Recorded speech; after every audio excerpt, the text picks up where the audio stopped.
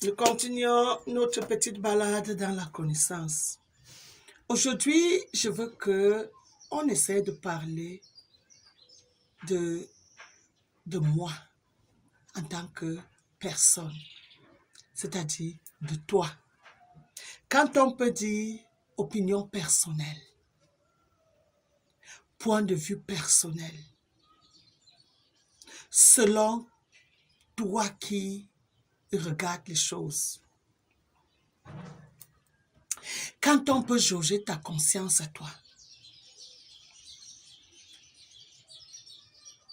Je trouve que les humains sont en train de dire des choses. Je les écoute. Un dit là-bas, Marie, Mère de Dieu. Les mêmes personnes me disent encore, Dieu, Créateur des hommes. Quelque part, ma conscience est perdue. Je me sens comme si ils ont perdu le sens des données quand ils me disent Marie, Mère de Dieu. Alors, je peux juste changer de sens et dire non, ils se sont trompés. Dieu, Mère de Marie. Parce que ce Dieu a produit l'âme de Marie, matérialisé son corps, lui octroie le souffle de vie, lui a accordé le temps qu'elle a passé sur terre, lui a accordé subsistance. Ce Dieu a créé sa famille où elle est née. Ce Dieu a créé l'époque où elle est née. Le Dieu là a créé le soleil qui brillait à l'époque où elle est née. Le Dieu là a créé la pluie qui tombait à l'époque où elle est née.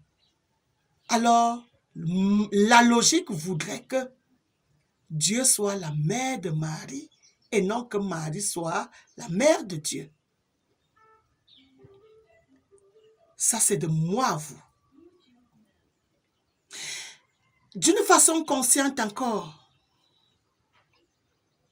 je regarde. Un Dieu te crée. Un Dieu crée ton environnement. Un Dieu te donne le souffle de vie. Un Dieu est responsable du temps. Il est responsable du climat qui se fait. Il est responsable de la germination des plantes. Est responsable de la croissance. Est responsable des fruits sur l'arbre. Est responsable des fleurs qui éclorent. Est responsable du temps. Vraiment. Si on m'avait dit qu'un autre Dieu crée les hommes, un autre leur donne le souffle de vie, un autre leur donne subsistance, je pouvais me dire, ce Dieu a ses collègues qui finissent ce que lui il a commencé. Mais c'est le même qui fait tout. Il crée, il donne vie, il donne tout ce qu'on mange. Parce que quand certains trouvent que la voix que j'entends, je dois être bête. Bon, donnons-leur raison. Maman Bouquet est bête. La voix qu'elle entend est la voix obscure. La personne qui l'éclaire n'a pas du bon sens. Mais que chacun de nous s'assoie donc et trouve son bon sens. Si vous n'allez pas comprendre qu'il y a quelque chose qui cloche. Quand on regarde le temps, on nous envoie à l'école, on nous dit allez apprendre. Là-bas, on apprend des choses. On apprend qu'il y a eu la préhistoire. Ça veut dire que le côté où les humains ne pouvaient pas encore écrire ou lire. On ne peut donc pas avoir scellé les données de cette période.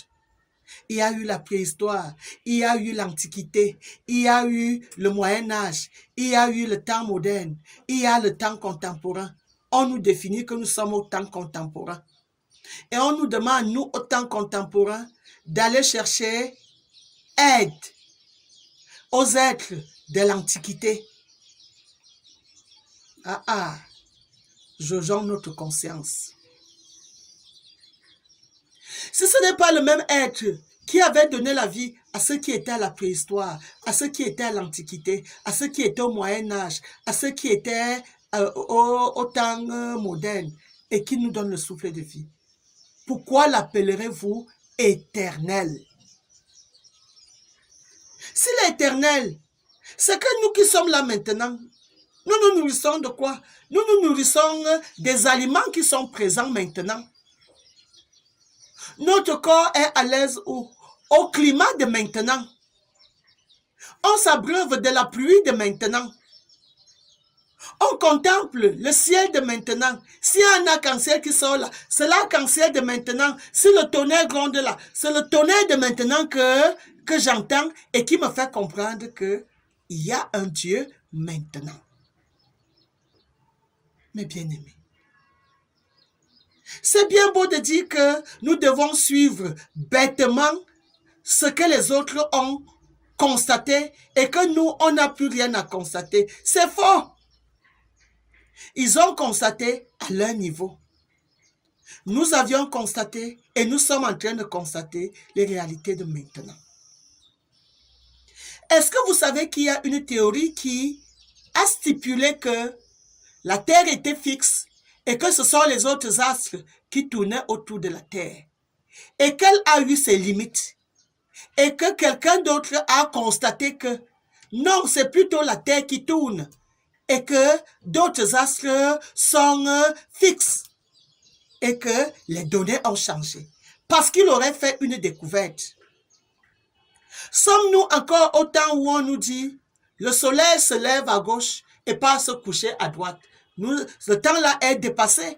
On sait maintenant que le soleil, lui, il est fixe. C'est plutôt la planète Terre qui tourne autour d'elle. Ainsi, nous avons un jour et une nuit. Pourquoi vous faites taire l'opinion propre?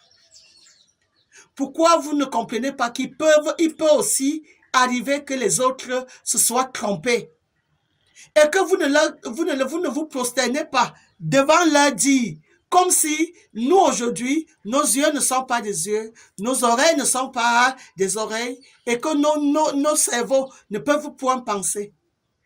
Non. Nous pouvons penser. Nous pouvons découvrir. Nous pouvons savoir. Et nous pouvons corriger. Corriger n'est pas toujours de dire qu'on est meilleur. Mais corriger est de dire on a compris, on est conscient que tel que les autres ont dit, ils peuvent avoir été ou trop stricts ou trop limités, mais qu'ils puissent avoir des données qui partent au-delà de ce qu'ils avaient compris. Je vais prendre l'exemple. Dans mon village, on dit quoi? On dit que si tu croises un même arbre dans la forêt 2 fois, c'est que tu es perdu. Mais il s'avère que c'est plutôt ce qu'on voit en allant au champ qui nous aide de repère. C'est quand tu revois ce que tu as vu en allant que tu sais que tu es sur le chemin. Ils ont dit cela dans un contexte bien défini. Et nous aussi, nous sommes dans un autre contexte bien défini et nous voyons des choses. C'est comme un adage dit, un jour, l'œuf d'un aigle s'est retrouvé parmi les œufs de poule. L'aigle, la mère poule a couvé tous les œufs. En cassant les œufs, j'ai dit, quand les œufs se faisaient casser, parce que ce n'est pas la mère poule qui casse l'œuf, l'aigle s'est retrouvé au milieu des poussins. L'aigle s'est mis à fouiller la nourriture avec ses griffes, comme le faisaient les poussins, jusqu'au jour où un vieux aigle vient et rappelait à l'aigle que non, ce n'est pas ta nature ça. Tu as des ailes pour voler. Tu as des ailes pour découvrir l'air.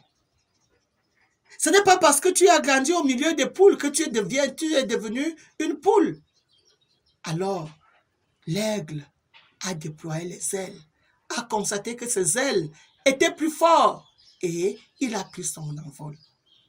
La génération d'aujourd'hui, prenons notre envol.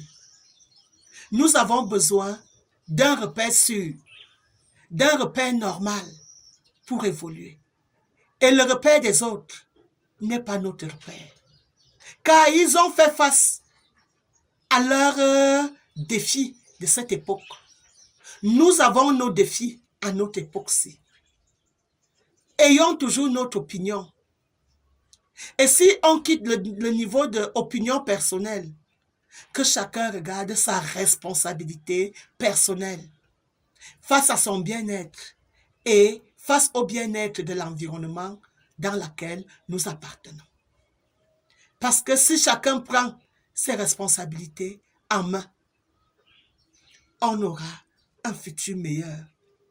On donnera à nos enfants quelque chose de spectaculaire. Parce que nous aurons compris ce que les autres avant nous n'ont pas compris. La notion, l'évolution veut que ceux qui viennent après fassent mieux que ceux qui étaient avant.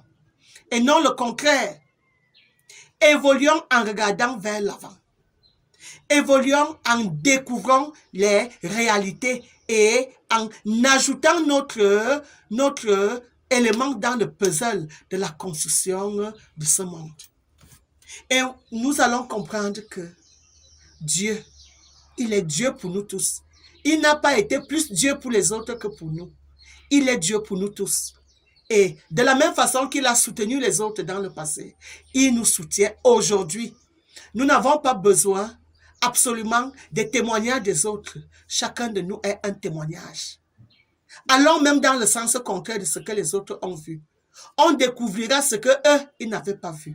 C'est ainsi que je vous dis, ils ont appelé Dieu Père. Appelons Dieu Maman. Regardons un peu, expérimentons un peu l'appellation de Dieu Maman. Je vous jure, moi, je l'ai expérimenté. Et je peux dire, sans me tromper, que le Dieu qui m'enseigne et qui me dit qu'il est la mère de l'univers, qu'il est la mamelle nourricière de l'univers, qu'il est la suprématie de tous les temps, qu'il est le pouvoir absolu, qu'il est l'omniprésent, l'omniscient, l'omnipotent, qu'il est l'éternel. Oui, il a plus d'un tour dans son sac. Il a de la richesse à nous communiquer pour qu'on puisse relever le moment présent que nous sommes en train de traverser. Oui, mes bien-aimés, Maman Bouquet, je vous reviens bientôt.